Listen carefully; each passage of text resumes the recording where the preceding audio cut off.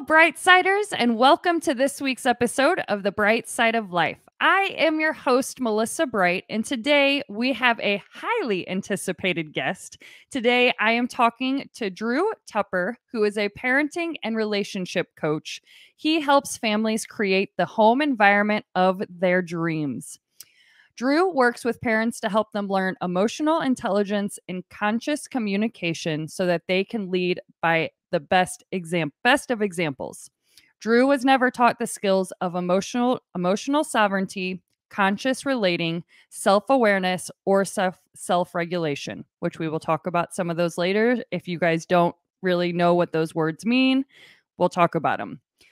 Many of us are not aware of what some of these things are, but through consistent guidance and support, Drew was able to shift things, and that's how he helps people do the same. So all of the things I listed above are crucial for healthy relationships, not only for our friends, family, and spouses, but for our children also. So today we are going to be going over everything parenting. Well, not everything, that would take a while. And get some tips and advice from Drew. Drew, welcome to the show. How are you doing today? Thank you, Melissa. I'm doing really well. Today is a good day. Yesterday it was rainy all day and windy. We had a Oh, storm come. We had a storm come through, which is kind of fun in a way. But it's sunnier today, and I've already got out and walked the dog on the beach. So today's already a good day. awesome. Where do you live at? I live on Vancouver Island Oh my in gosh. Canada.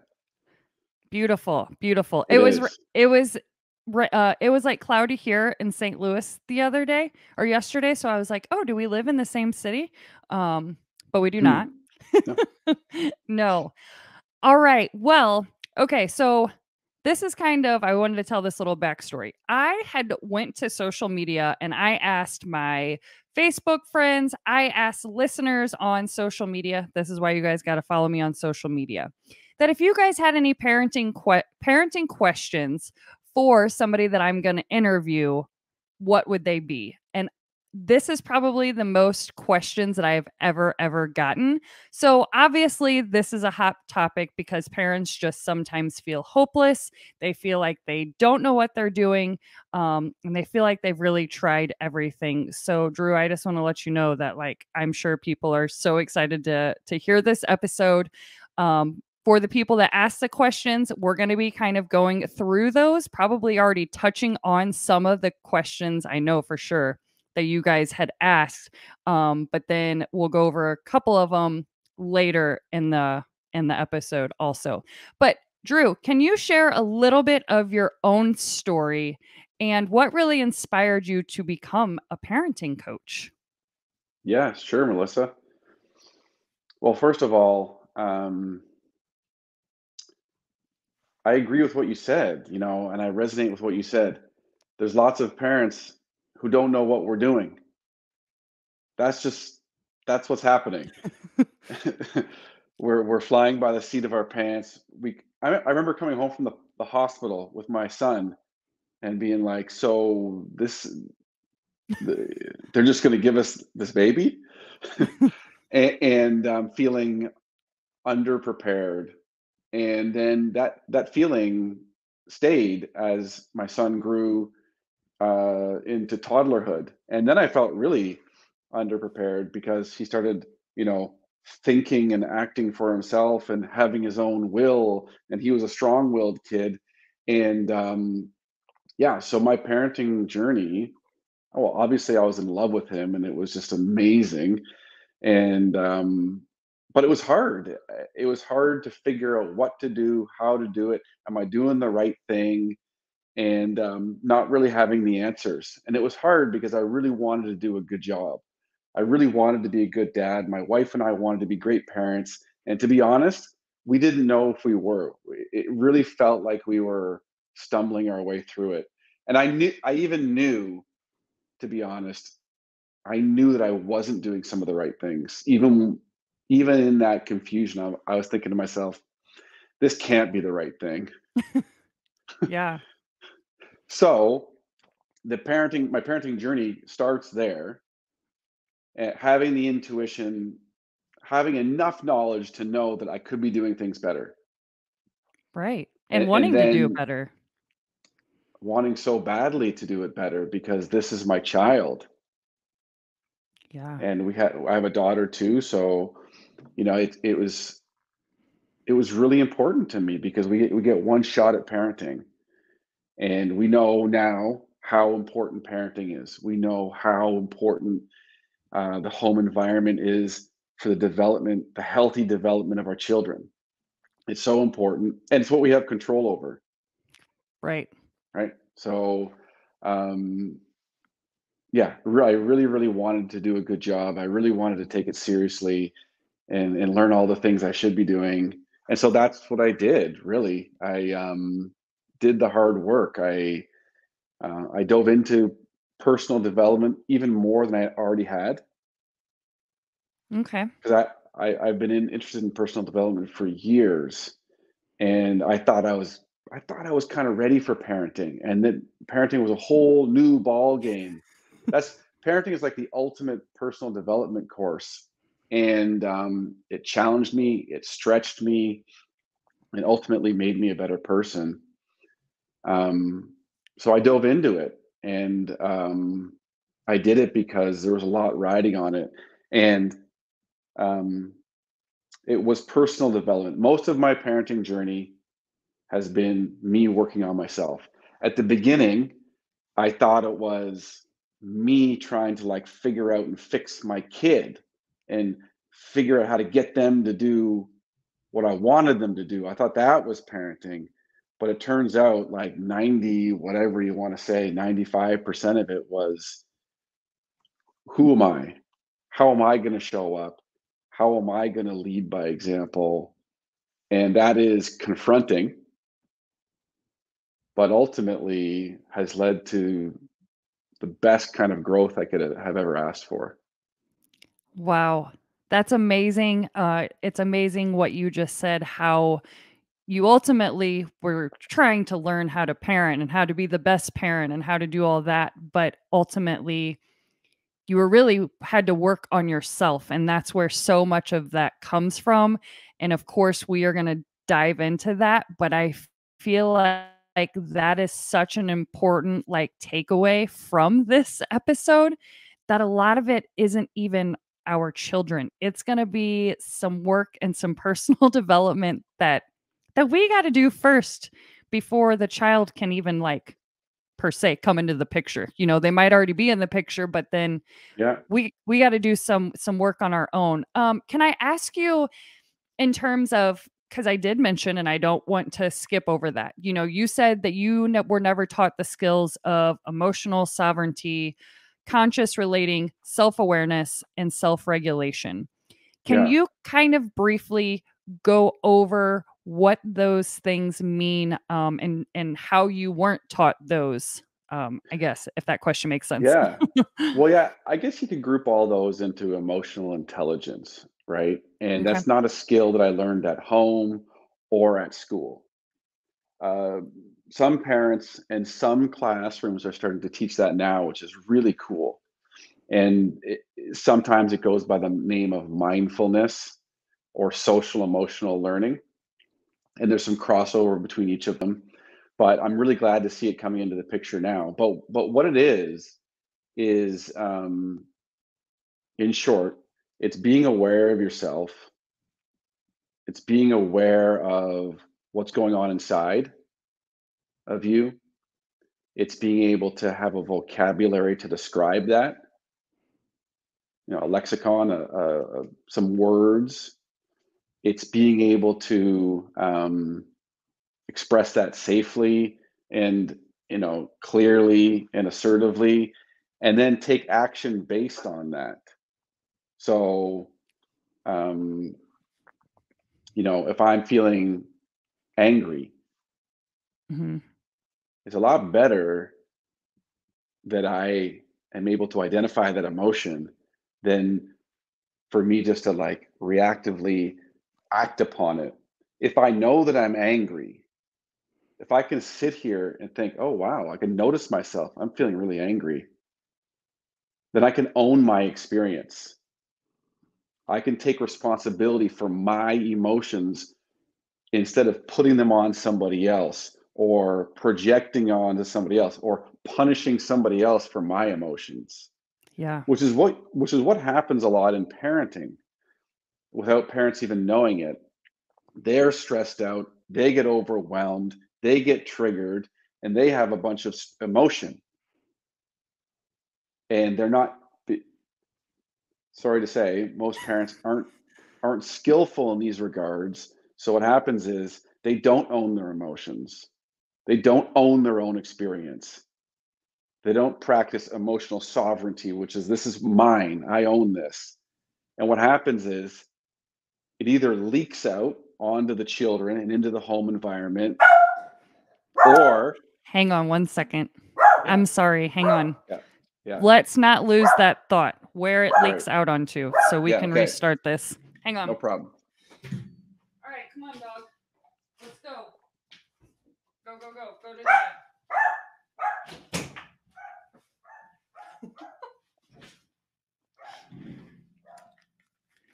I'm hoping that's the boyfriend, but he doesn't usually bark like that.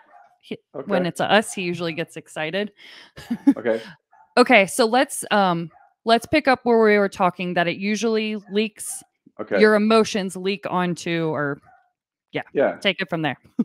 Okay. So what can happen is the parent can have their emotions leak out or explode out onto the children. Essentially holding the child responsible for how the parent is feeling. Right. And this happens so much. It happens, it's totally understandable. Mm-hmm. Parents have a lot of stress, they've got a lot of responsibility, and without emotional intelligence, kids become a really easy target. Yeah. Because they're our kids and we're behind closed doors. We Yeah. would say things and blame kids in a way that we would never do with our colleagues, our friends, just because we can. And that's not good. That's not a good reason to be doing that. And actually, and in fact, kids need the best of us, but oftentimes what they get is they get the worst of us just because it's this easy and convenient outlet. They're in front of us, there are kids, there can be a feeling of ownership and entitlement, like I get to do whatever I want with my kid because it's my kid. Mm-hmm. But really, children really need the best of it. It's flipped upside down. It would be much better if I was emotionally unregulated at work. I wouldn't be damaging as many people. They could ignore me. Right. But at home, our emotional dysregulation as a parent, it really influences the child and impacts them. Yes. Oh my gosh. You just said so many great things. I will say Drew is also a relationship coach, as you guys heard. We are not going to be talking about necessarily relationships, but if you guys can just kind of notice what he is saying can be also applied to your spouse and the way that you interact with them also, because I'm It's a hearing great you point. yeah, I'm hearing you talk and I'm like, okay, my emotional intelligence is not always great and I will react to my boyfriend in not such a nice way because well, there's tons and tons of reasons why from like all the way back from childhood, but it's Yep. just me not being mindful of my emotion. And he will often say, whatever it is you have going on with you, I did not Mm-hmm. do, Melissa.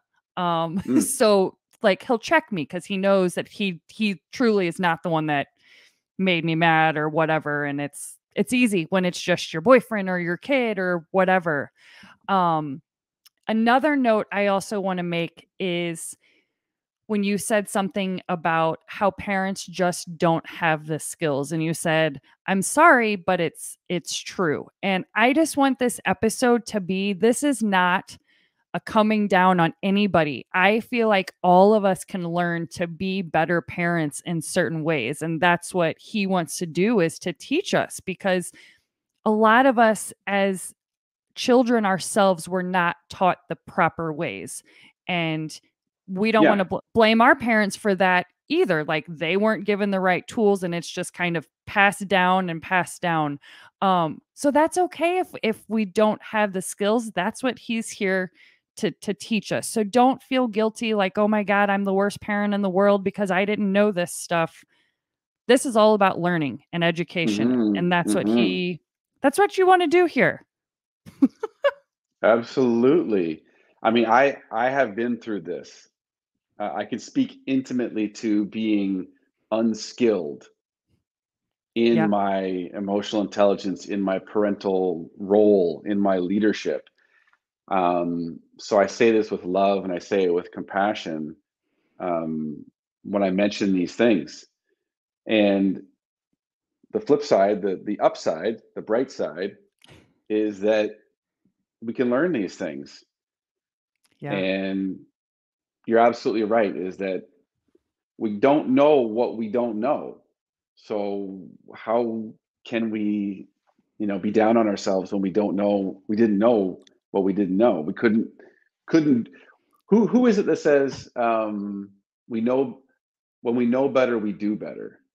Oh, I'm I not sure love who that that. is, but there's somebody that says that. I'm not sure if it's Dr. Shafali or somebody similar, but absolutely right. I totally agree with that.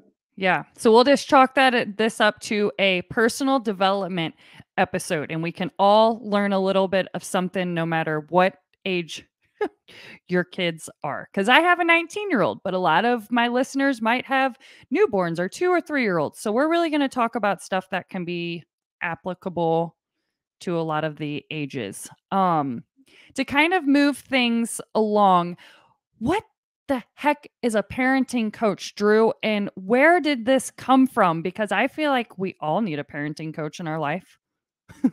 Yep, totally. Well, I started off as a teacher in education, and I realized that there was a high correlation between uh, the kids who had some behavioral issues and their home life, and um, I started to talk with more and more parents, and I started to connect the dots, and you know, informally consulting with parents on how they could support their kids because I noticed that was a huge part of how the kids showed up at school. And I Yep. ran some other programs, some independent programs out of my home, and I got to talk with parents even more. And there again was that correlation of the kids having a hard time and then the parents having a hard time. Yeah. And I had a lot of success helping people learn the skills of emotional intelligence, emotional maturity, emotional sovereignty, and so I took it from there and created my parent coaching business. Awesome. I'm so excited to hear about everything cuz when I first heard about you, I'm like, "Man, there is literally a coach for everything." But parenting coach, that's like something that could super important. So, I was Hmm. excited when we crossed paths. Okay, so to go along with the parenting, what is kind of like oh my gosh. Okay. I just have so many questions. I'm so excited. I don't even know where to start. Do you necessarily go to these parents' houses to see how they interact with child? What is kind of your first assessment whenever you get a new I'm going to call them clients, new Yeah. clients. Yeah, what is really your first assessment to figure things out? Well, I do all of my calls online. Even the people in town, I meet them online. I guess that's a function of COVID as well. But um, I have had the chance to have kids present during the call or in the background, and I have watched parents interact with the kids, and that does give me some information, and I can consult when I see that happening, and I have done, and it is useful. Yeah. Because I can say, try this, Right.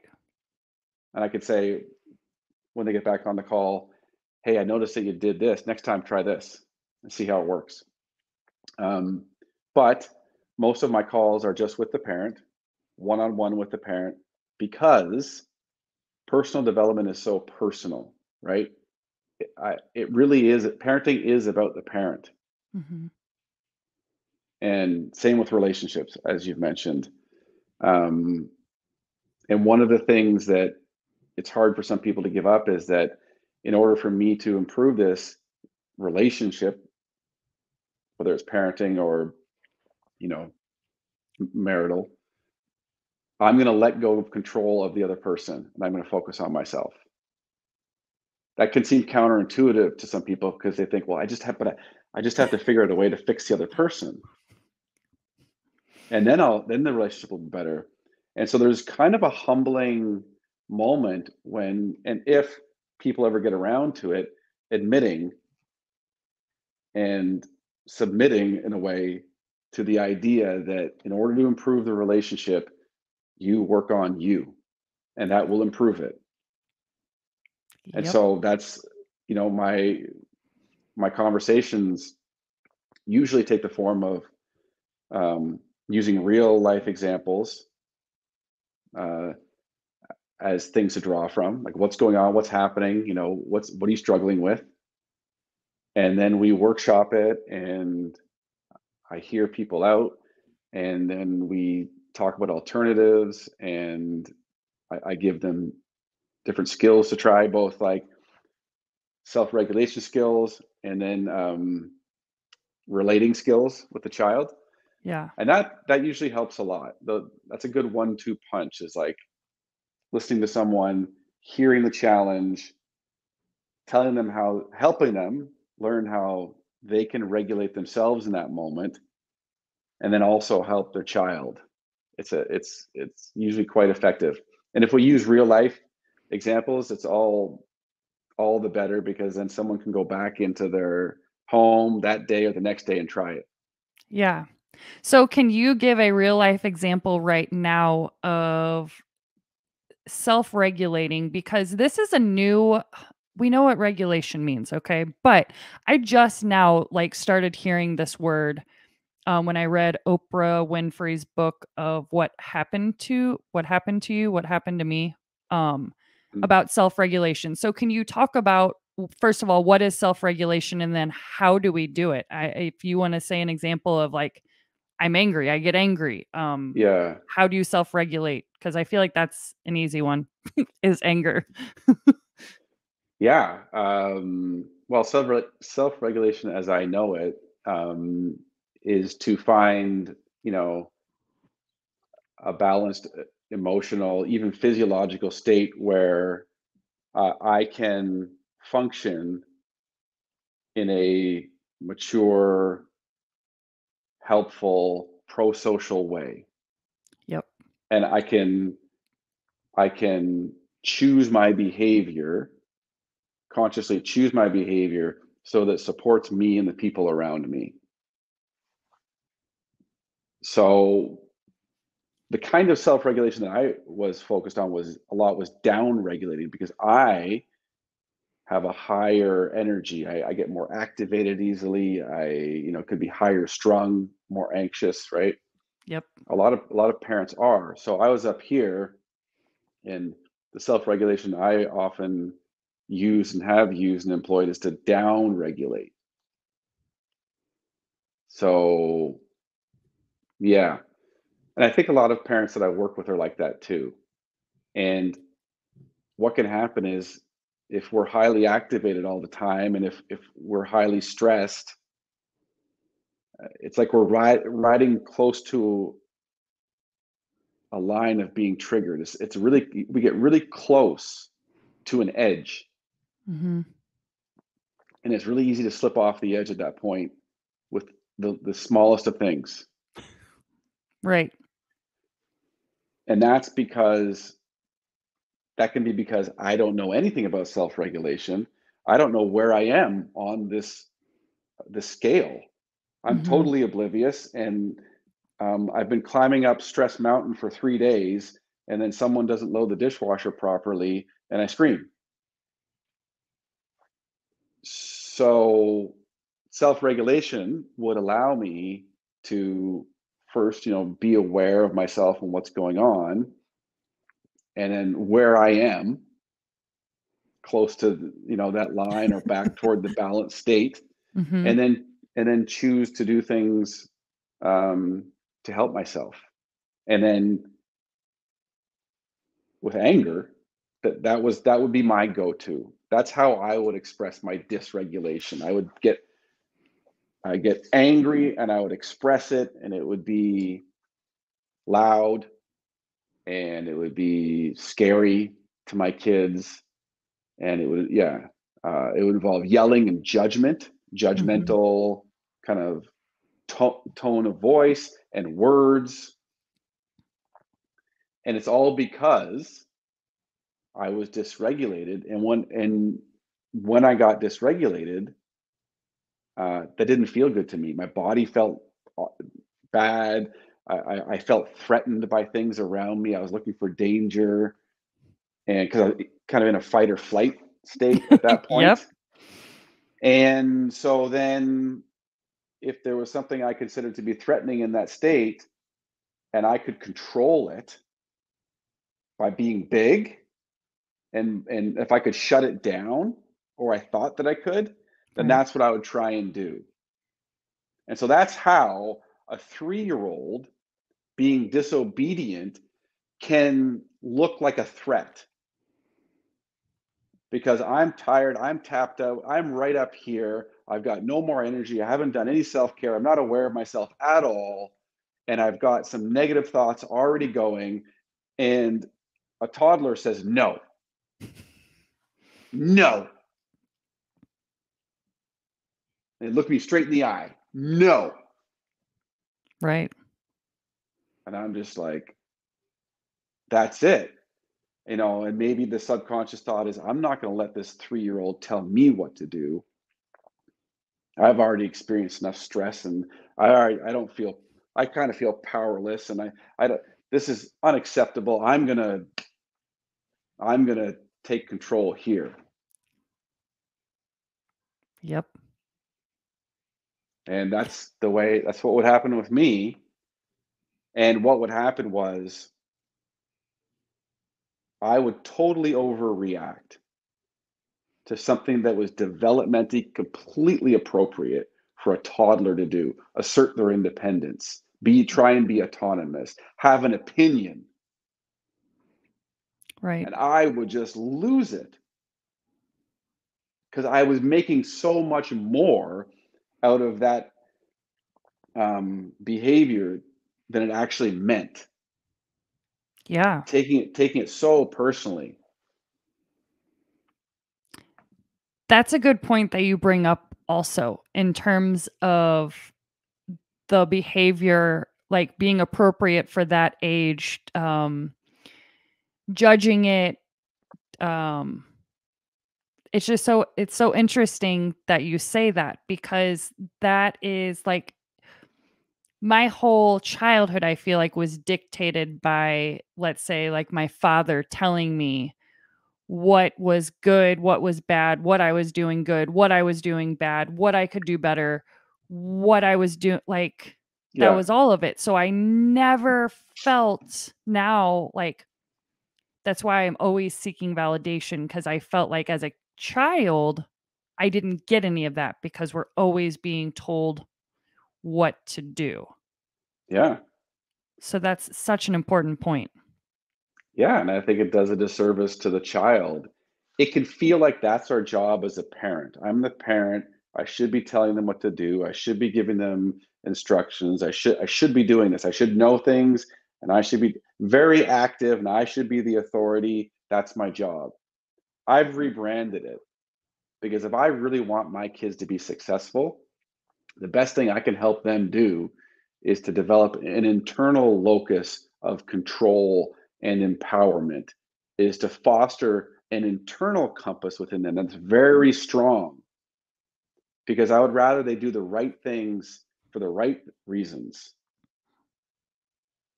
Yeah. I'd rather them have discernment and not be looking to others to well, is what I'm doing right here? Like, Right. Yeah. I'd rather them know. And I'd rather them, you know, be able to dictate their own lives and feel in control of their lives and feel good about that and empowered, so they don't have to be 40 years old thinking like, who am I? Like, what am I doing with my life? Amen. Seriously. Like, oh my gosh, because that's what, well, I'm 36. I'm not 40 yet, but that's I'm how talking about me. right. That's how I have definitely felt just based on my experiences. Um Something to go off of and something to keep in mind for people listening is not only do we need to be regulated, but then we haven't even talked about the children being regulated. And if they're not regulated, what that means and what you could potentially be dealing with. You see disobedience when it could be a whole nother situation that is going on. Tell me if I'm jumping too far ahead. Am I jumping too far ahead? No, it's great. I think it's fine. I think that one of the parents' biggest challenges is whining, crying, yelling kids. I don't like that at all. I don't like whining. Oh, I don't like whining. And crying used to bother me so much. So I like to have a nice, easy, relaxed, kind of quiet, fun home. I don't want chaos and mayhem, and yeah. So I think it's a great place to go. Um, and the parents' ability to regulate and have a more or less calm internal environment Mhm. dictates the tone for the home. Yep. So the inside dictates the outside, especially for parents, as they are the energetic leaders of the home. And in some homes, what happens that's flipped on its head. The kids are energetically, you know, influencing the home. And that feels really out of control and like destabilizing, because it feels like there's never any rest. Like, what can I do here to like calm these kids down? And that's when you get desperate parents Yeah. punishing, really kind of doing crazy punishment. I'll take away this, I'll take away that, I'll take away, take away, take away. And then, oh, please, please, like begging and bribing. I'll give you Right. this if so one of the secrets to peaceful, calm parenting and creating a calm home really is cultivating, this might sound a bit woo woo, that inner peace, because it's contagious. It's totally contagious. There's things called mirror neurons, emotional contagion, and I want to do something with you right now to Let's to do it. show that, to show that. Okay. Okay. So just watch me, Okay. and just that's all you got to do. Okay. Okay? Mhm.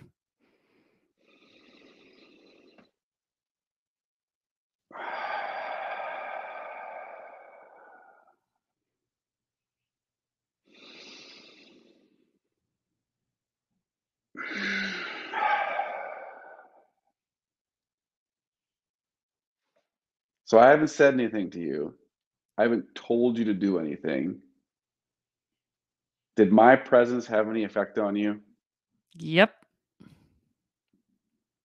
Yeah. Now, now watch this. I could even slow the conversation down right now. I could take a pause between my sentences. I could make my voice a little bit more mellow and deeper and smoother. I could take another breath between the sentences. I could put a gentle smile on my face. Now, how are you feeling? Calm. Like about whatever you're about to say is it's going to be okay. Right. So I'm okay. I'm okay. As a parent, I demonstrate that I'm okay. I'm in control. I'm calm. That's huge. When a kid sees that and feels that, their body responds. A lot of the time, it just responds without even saying anything. Hmm. So that is a huge secret to parenting that I was not aware of. Okay. I'm going to throw an example at you because I know people are screaming at me right now. But Drew, what if my child just insert whatever bad thing they did here? They just colored all over my refrigerator with a Sharpie marker. They just Yeah, threw something at their little sister. What yeah, then? And I'm yeah, so mad. yeah. Oh, that's hard. Like they That's hard. legitimately did something wrong, like that they shouldn't have done. Like it Right. was a bad thing, Sure. but So yeah, I mean, how we look at that is really going to affect how we approach it. If I see that as bad and offensive and unacceptable, right? I'm going to come with the energy of judgment and likely punishment. And I have not found that to be very good, very effective in terms of teaching students or children. I Mhm. really haven't.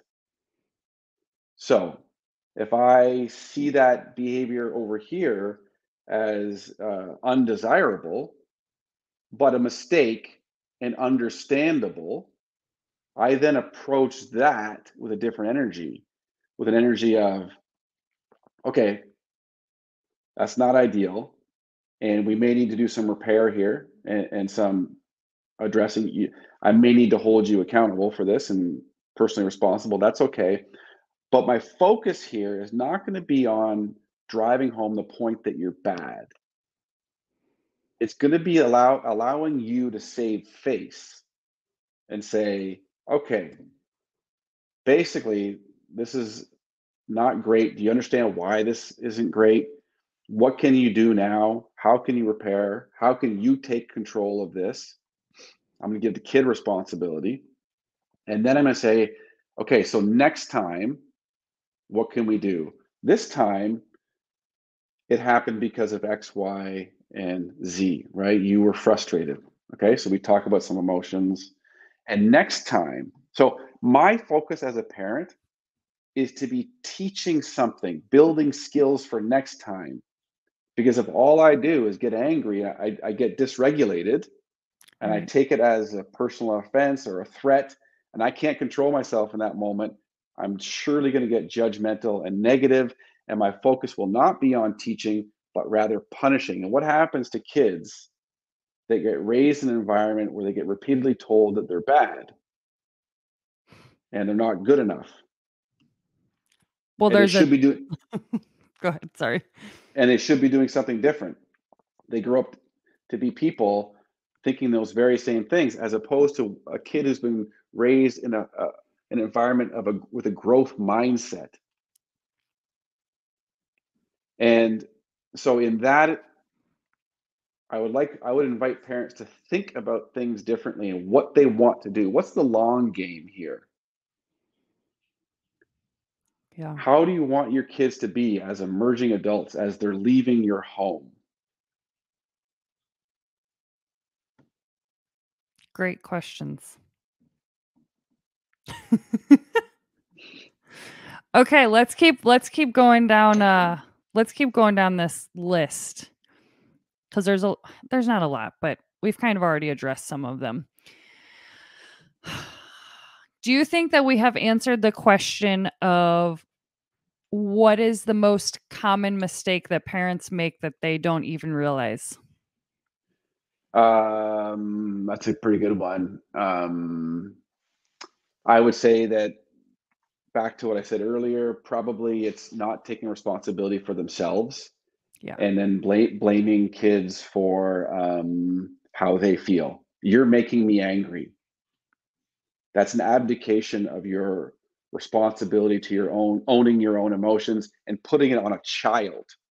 Yeah. It's giving away your power.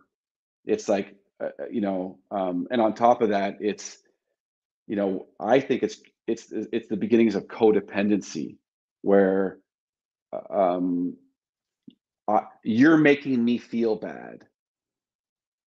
It's like emotional leveraging, it's manipulation, and kids are susceptible to it because how their parent feels and thinks about them is really important.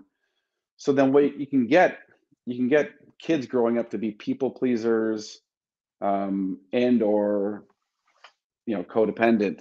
So I think Yep. it's really important for parents to own their own emotions and not put them on the kids, and also not emotionally leverage the kids. Like, like a mother who's like, "Do it for mommy, or else you'll make mommy sad." Hmm, right? It's not Not good. good. Same thing, and I'm guilty of this one. Is like, pick your backpack up, pick it up. Is like getting them to do something because my emotions are out of control. Mhm. So then they become really responsive and really sensitive to others' emotions, and too much so in an unhealthy way. Right.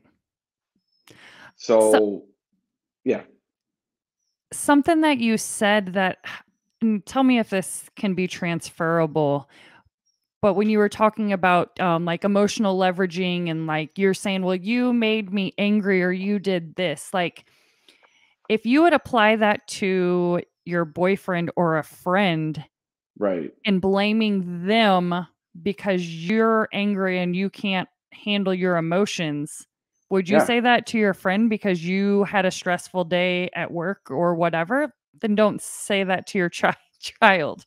Well, it can happen, and people can get into relationships, adult relationships, where they bring in the skills that they learned from their childhood without any upgrade in their skills. And you can get married adults being like, "I don't like what you're doing. You're making me feel bad," and they don't realize what they're saying. And Yep, there's lots of disempowerment, yep, and when you have two people doing that in a relationship, it's a lose lose.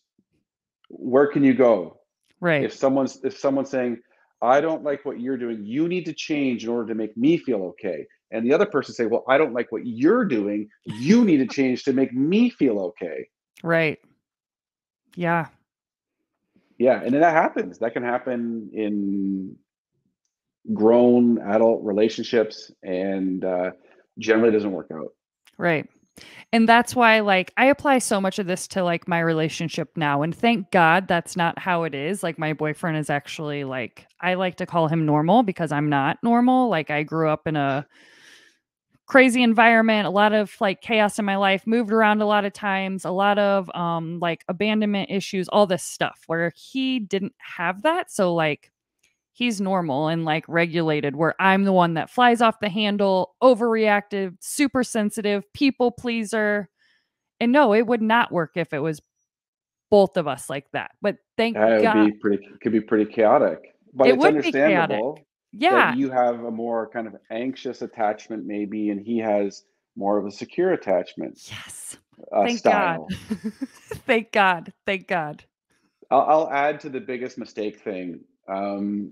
So the biggest mistake, and the flip side of that, which is the biggest opportunity that parents make, is not seeing their children as people. Because something you pointed out was like, well, I wouldn't do that with a friend. And the same thing goes for something I talked about earlier, which was, let's say a friend makes a mistake, and a Mhm. friend is at dinner and spills a glass of wine at dinner. Well, as the friend, you're going to say, "No problem, Susan. I got that. Don't worry. Don't worry. It's no, Right. oh, no big deal." She's, "Oh, sorry, sorry, sorry." No, no, no, not at all, not at all. Everybody spills once in a while. It's okay. Don't worry about it, and let's move on. That's not always the case with children. What happens when a child spills a glass of milk? Unfortunately, we can take the opportunity to let out whatever suppressed hurt and rage is present in that moment on the kid. Like, "What are you doing? What are you thinking? I've told you Mhm. before, you weren't being careful." And we're not really treating that child as a person, as a human with like rights or, Yeah. Oh, that's such a great example.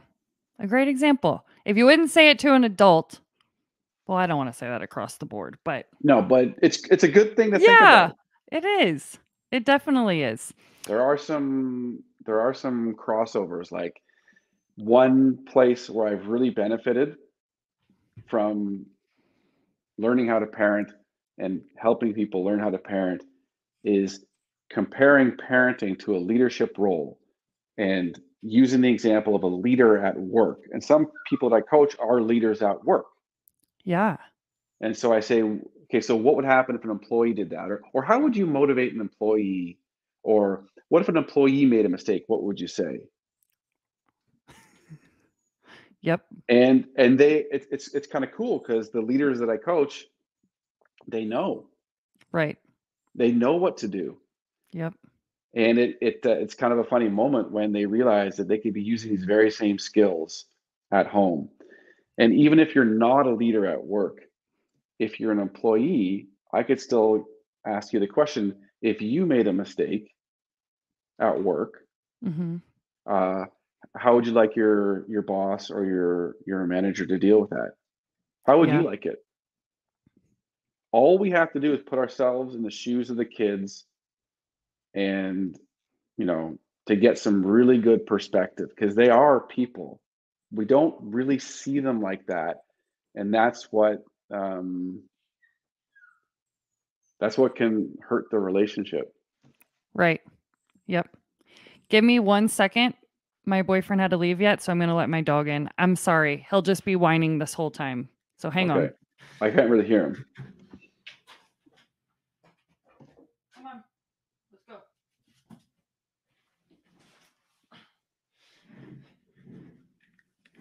Okay. Hopefully he stays good. Hopefully he's okay. Okay. So we did have a list of questions from, like I said, some people on Facebook, some of my listeners and stuff. And I do want to go through some of them. Some of Yeah, them I feel like we have already talked about, but I know there are some big ones like, how do I get my child to listen? They just won't listen to me. How do I stop the tantrums? Just some really yeah, common some common questions. So, and I know these can't they we can't go, oh, how do you handle a 2-year-old tantrum and a 4-year-old? We can't do that. But if you could give your advice on how to handle tantrums for a younger child, yeah. what would what would your advice be? Okay, so I will say that my advice comes from my perspective and my approach, which is to create a relaxed, uh, kind, enjoyable home where I try and foster secure attachment between myself and my child. So that means I prize the relationship and I try not to damage the relationship. So all of my advice and my perspective comes from that angle. So um, if a child is having a tantrum, is very upset, I'm going to use another analogy because I know that for some reason this really works with Mhm. parents. Let's say you have a friend who is really upset. Maybe something happened in their life, something tragic happened in their life, and they come over to your home and they're kind of beside themselves and inconsolable and loud, and there's lots of emotion happening. Mhm. What would you do? How would you be with that person? Now, what you probably wouldn't do is go, okay, stop, Sarah, stop, stop, use your words. Sarah, stop. I can't talk to you when you're like this, right? Yeah. Probably wouldn't do that. What we would do is probably hold space for the person, especially if it's a close relationship, which would look like what you're doing right now, nodding. Mm-hmm. You probably nod, you'd make eye contact. You would make yourself kind of like a safe place for her, right? Like, I'm gonna be open to you. I'm gonna let you unload. I'll be a listener. Mm-hmm. So many parents, because they get emotionally activated when their child is, lose those skills. They lose all sight of those skills, and they start talking a lot, which makes things worse in many cases. The child is already overloaded. And so what happens when you have someone telling you what to do, maybe in an angry voice, in a parenting voice? So this is going to seem like nothing. And when I realized that nothing was something, I had a huge epiphany. Okay. So I learned how to hold space for my child's tantrums, which reduced the frequency and the intensity of the tantrums like you wouldn't believe. So I like to do things at work that are effective.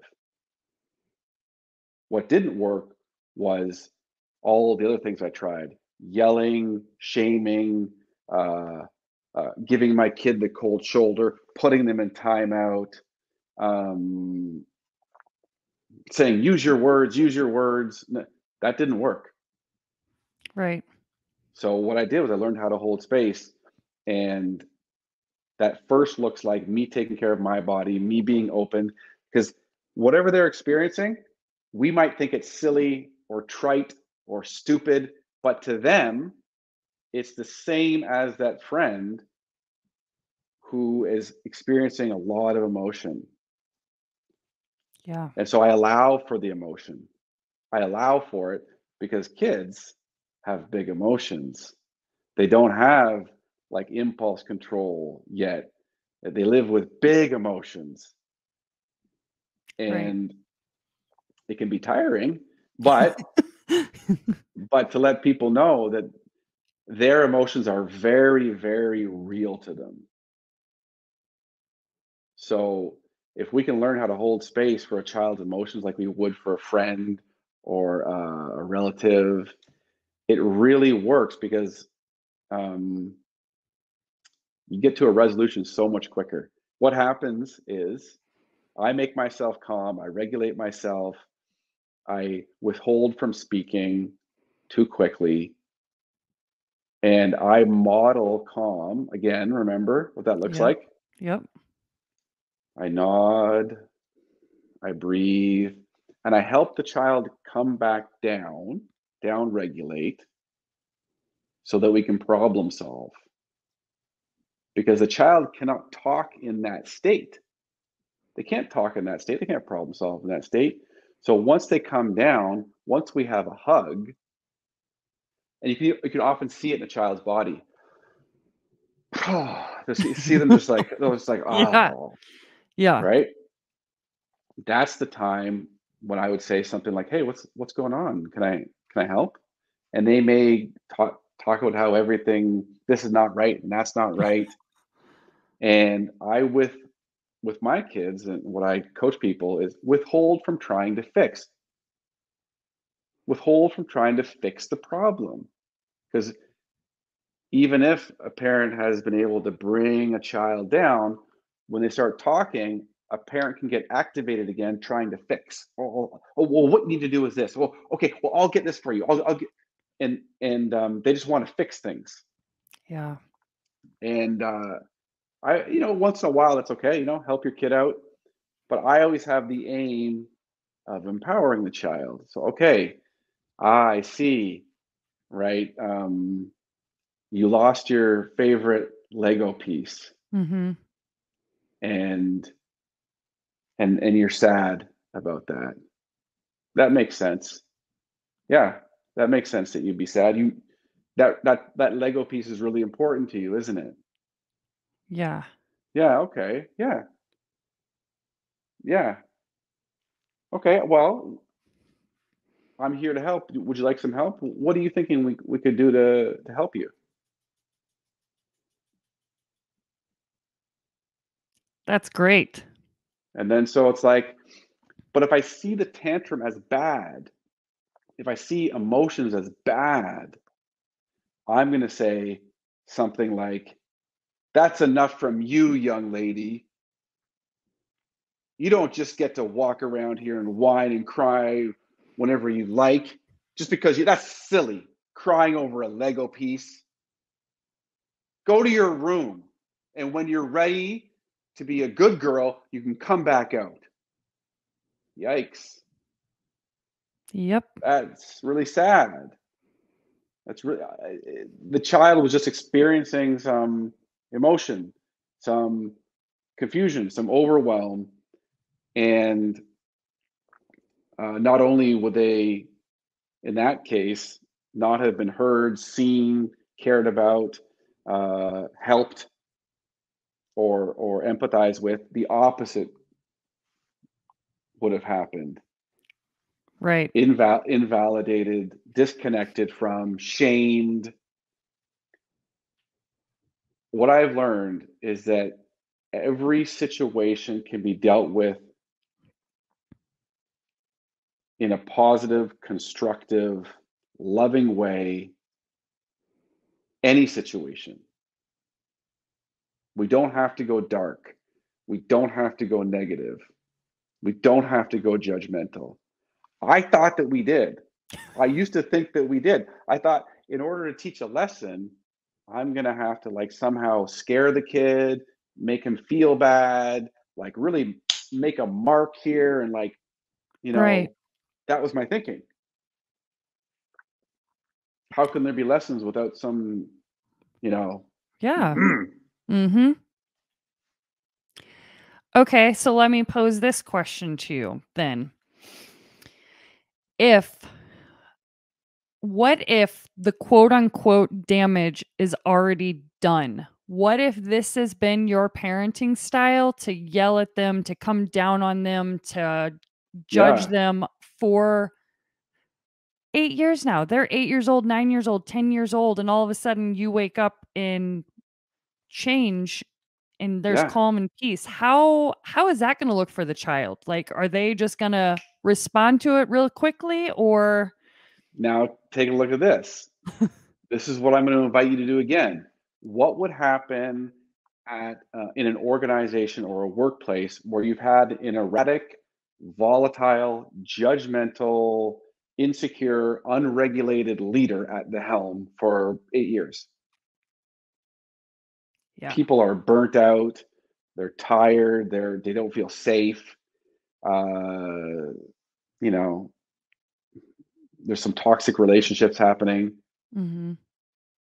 So if that leader has an awakening and thinks, oh my gosh, this can be done much better. I've made some mistakes. I would like to do something better. Mhm. Well, the first thing that leader needs to do, whether it's a leader at work or at home, is to acknowledge it and to address it and to own their role in it. And as the leader, you do not blame others for getting you where the organization has gone. Right. You have an organization. Bill Gates is not going to be blaming the guys in the mailroom for where Microsoft is or was. The Yeah. leader takes responsibility. The leaders, and they hold themselves responsible, and they apologize, and they realize and discuss the impact of their behavior, and they hold space for the hurt and the pain that they've caused. Yeah. Oh, And then And then they collaborate with and work with their team or their children on creating something better. And they Yeah. listen. And they probably get help. The leader? Yep. And maybe even the kids, at some point, like, it depends. You may want to, I've got a client who, 15-year-old child, I've suggested that, therapy could be a good thing. Right. It's not a bad thing. Mm-hmm. He gets to have some time. He gets to do some healing. He gets to have someone helping him. Right. But when I realized that I was off track and I was going down the wrong road, as humbling as it was, I had to take responsibility for it and to bring it out into the open and make it known. And then also, the last thing I did was I said to my kids and my wife, I asked for help from them too. I was like, I didn't hold them responsible for like making me better, but I was like, hey, listen, you're allowed to let me know. You're allowed to say, hey, I don't like that. Can you please talk to me differently? You have every right to say that to me because this place, this home, I want it to be safe. I want it to be fun. I want us to be connected. And so there's no real place for judgment and harshness and blame and shame. Right. I might make a mistake. You might make a mistake. That's okay. But let's just be clear, like which way we want to go, what kind of environment we want to create. And I talked to my wife too. I said, hey, you have permission to like tap me on the shoulder if you see me going down the wrong road. And I gave her some words to say, can I help? Yeah. And because I had advocated for myself and I had asked for that, the next time that it happened, I was like, okay, good. She tagged in. Right. It was great. That's amazing. That is so amazing. And we're already at an hour and 7 minutes. I could literally ask you like 20 more questions, but I know that we can't do that. But I think Drew and I are working on something here, okay? We can't announce officially what it is, but I think we're going to do something live, interactive somewhere down the road sometime soon. We could do Um a group parenting coaching call. yeah, we're definitely going to do something cuz like I said, we had so many questions from this, and I know I asked some, and I know we have gotten a lot of great takeaways from this. Um I just want to go through my questions to make sure that there's like okay, I'm going to ask you that question. If you could leave my listeners that are parents with any last words of advice Yeah. that you might not have already mentioned today, what would that be?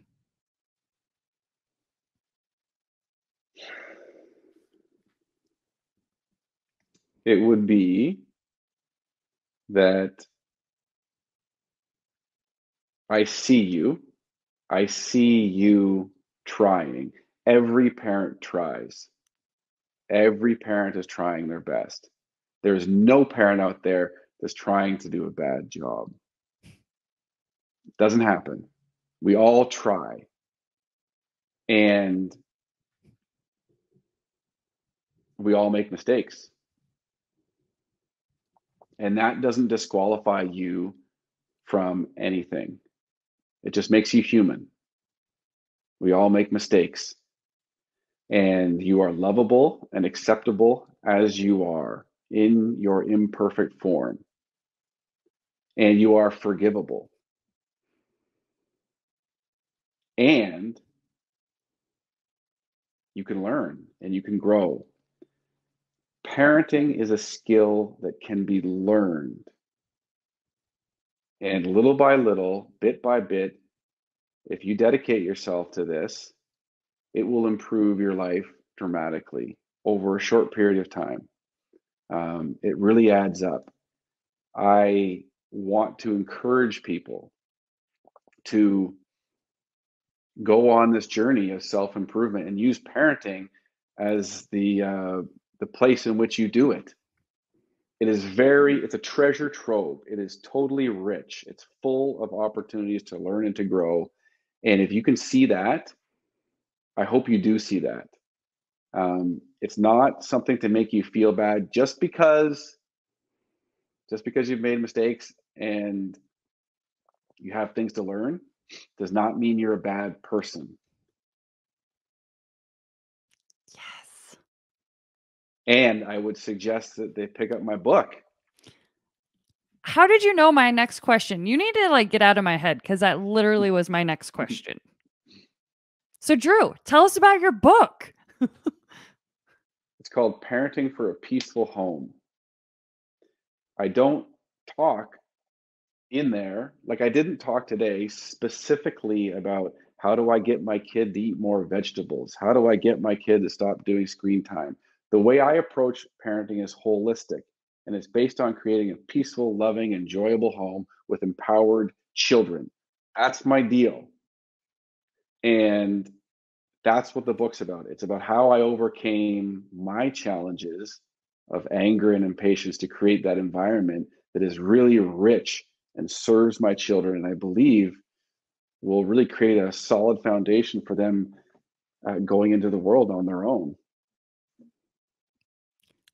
Where can they find it? How can they connect with you? Yeah, it's on Amazon. You can search my name. That's probably the best way to find it, Drew Tupper, and it's called Parenting for a Peaceful Home. And it's a handbook. So it's interactive and there's exercises that you write down. You can do it by yourself. You can do it with your partner. You can do it in a group.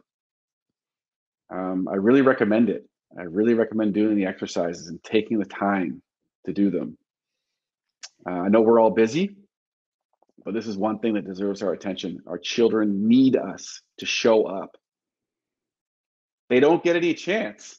They don't have a choice who their parents are. They just get what they get. So we got to be our best so that we can give them our best. And I also have a website, drewtupper.com. And there's blogs on there. There's lots of resources on there. And I invite people to visit that and then contact me if they have any questions.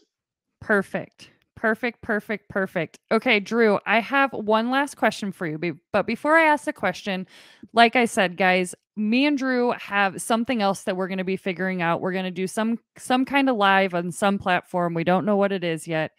But once you guys listen to this episode, and if you guys have questions, jot down questions that you're thinking of right now that you want to ask Drew. Because like I said, we are going to do something here in the near future because I know that this is such a big topic and parents want to be the best parents that they can be. And if he doesn't happen to answer all your questions in his book, then you can ask him live in chat, live in video, since it won't be live in person. So I just wanted to say that if you have questions, to jot them down. And I promise we will answer all the questions because there were literally about 50 more we can always ask, but where does the time go? So Drew, I have one last question for you. In your own words, what does the bright side of life mean to you? It means realizing that you are never separate from yourself and your own goodness. It's to understand that you are good, you're good at heart, and with that knowledge, you can have a really enjoyable and empowered life. Awesome. Drew, thank you so much. Oh my gosh, you were wonderful and you you know so much, and I just love that what you're preaching and what your mission is. I think it's wonderful. So thank Thank you. you. Thanks for having me. I appreciate it. Yes, you are very welcome. Okay, I'm going to end the broadcast, but it won't end our video.